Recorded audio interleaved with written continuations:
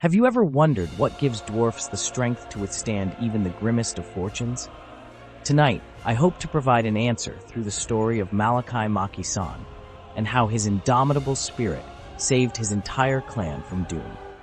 As the Thane of Karakadrin, Malakai cared deeply for his people, but an ominous cloud had begun spreading on the horizon that threatened everything he held dear. The demons of chaos had begun pouring into the world in a burning tide that consumed all in its path. Malakai knew his people could not withstand such a cataclysmic force alone.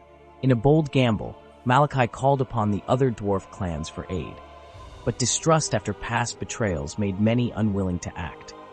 Facing dissent in his own ranks, Malakai delivered a rousing speech to raise their spirits against the coming storm. Though the clans answered Malakai's call, it soon proved too little too late. The tide of chaos washed over dwarf communities like a great unstoppable wave. All seemed lost in the flames of Armageddon. Alone in the ruined remains of his once great city, Malakai refused to surrender to despair. Through his indomitable will, he would summon one final act of defiance to save his people from the forces that had destroyed their world. But could even he achieve the impossible?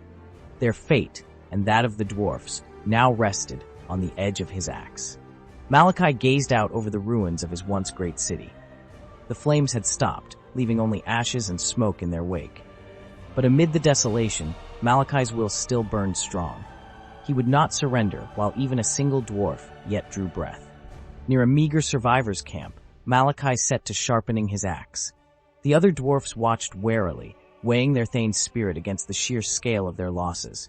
But as the axe rang true, a familiar humming ditty of days past swelled in Malakai's throat. One by one, others joined, finding courage in their own indomitable heritage. Word soon spread of Malakai's resolve, and survivors from other ravaged holds emerged from hiding. Though homeland and hold meant less now, the dwarf spirit was not so easily broken. Under Malakai's charge, they readied themselves for one final stand to awaken their kin.